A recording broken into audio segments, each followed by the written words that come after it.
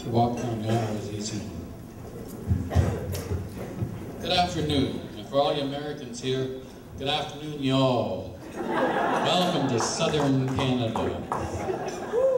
I think I should start this speech with a short English lesson for those of you who don't speak Canadian. Soda is called pop. Trash is called garbage. Tennis shoes are called running shoes. The bathroom is called a washroom. In this building there is no bathtub, so we call it a washroom. That is where you wash your hands after you do what you do in the bathroom, which is not having a bath. Now, love is still love in both American and Canadian. So welcome to this love celebration. Are you all enjoying today?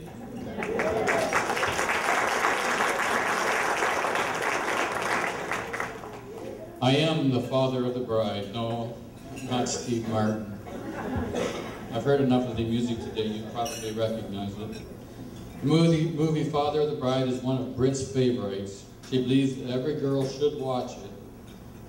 If you've watched it, you may have realized that some of that music in the ceremony was for the Father of the Bride. Just before we came down and at the end. On many mornings over the past several years, I would get into my vehicle in the morning, turn it on, and automatically.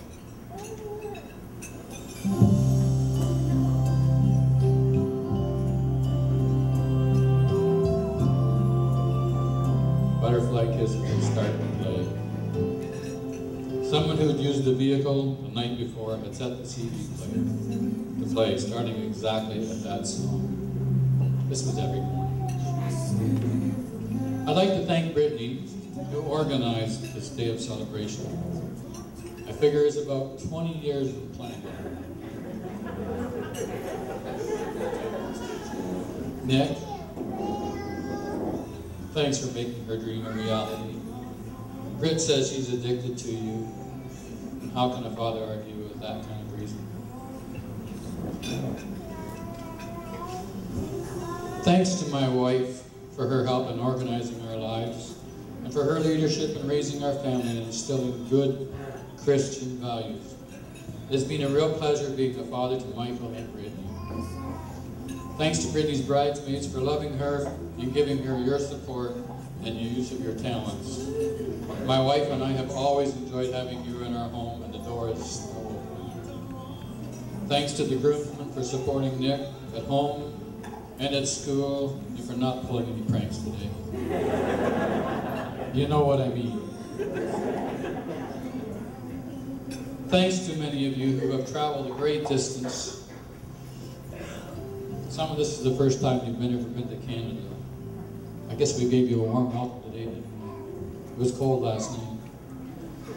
Just so that you do know, you are actually south of Detroit. We're not above you. Well, just from Ohio we are, but it's It has been good to get to know Nick's parents, Randy and Marilyn. We have found similarities in our lives that have given us a great bond. Getting to know them has given us peace in giving our daughter to their son. We do look forward to strengthening our friendship with Randy and Marilyn in the future.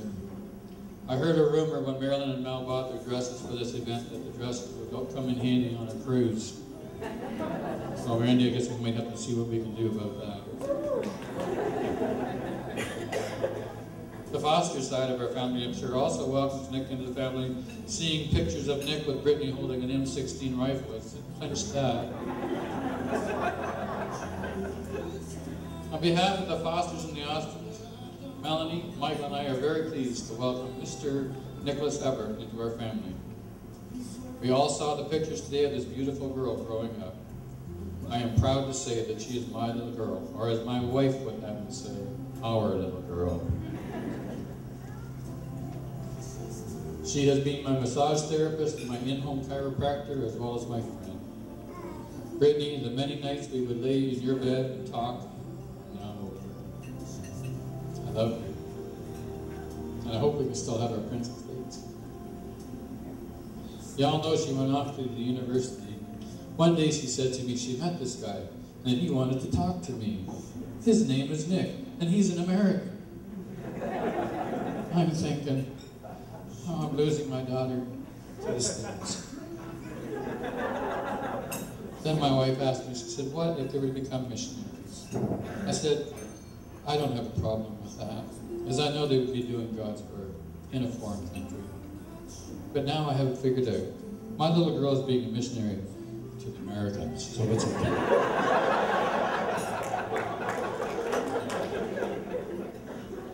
I have come to love Nick, and I've been very proud of the decisions he has made with Brittany.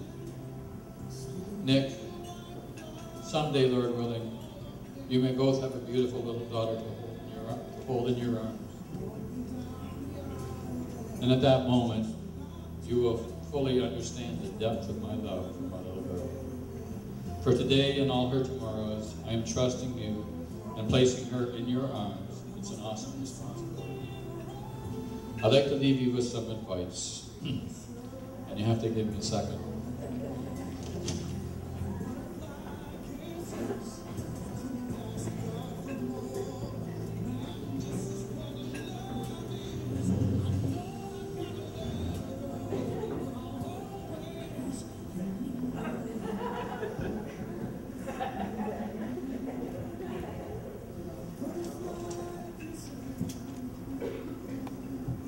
Marriage takes work. It's not just love that holds you together. Here is my advice to both of you. Please one another. That comes from 1 Corinthians 7, verses 33 and 34. A married man is concerned about the affairs of this world, how he can please his wife, and his interests are divided. And a married woman is concerned about the affairs of this world, how she can please her husband, so that you can live in a right way in undivided devotion to the Lord. Now let me tell you how you do this.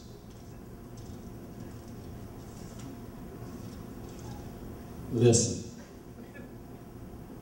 Listen to advice, especially from each other. Accept instructions from each other.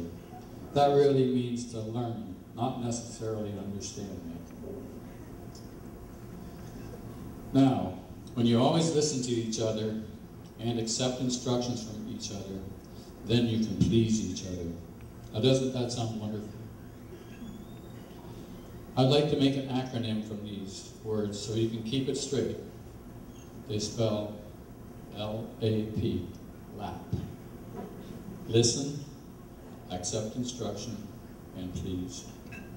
This is the verse I would like to leave with you, Proverbs 19 and 20. Listen to advice and accept instruction, and in the end, you will be wise. Now this advice is really from God your Father, whom you want, as we sang this afternoon, to be the center of your lives together. I pray that the Lord will protect you both, protect your relationship, and draw you closer to each other, or to himself, as he draws you closer to each other in your marriage and relationship. We love you both.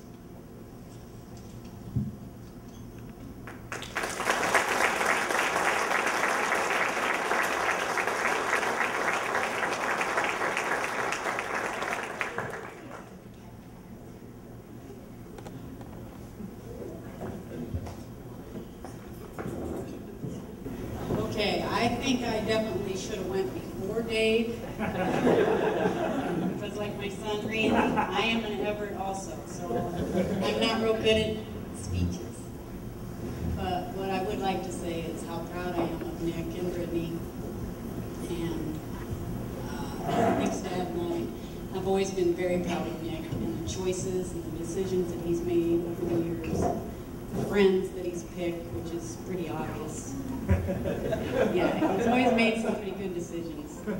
Except for maybe the one time that he said that he was going to dye his hair blue.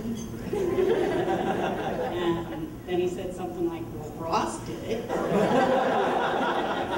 I don't think you're going to do that, Nick. But I really have not had to tell him no, that I think he's made a bad decision. So when he called and said that he was going to marry Brittany, we didn't question that one either, because we knew he was making a good decision. So Brittany, we want to welcome you into our family with open arms. And just want you to know that you're not just a new wife, but you're a new sister and a new daughter. And we love you both.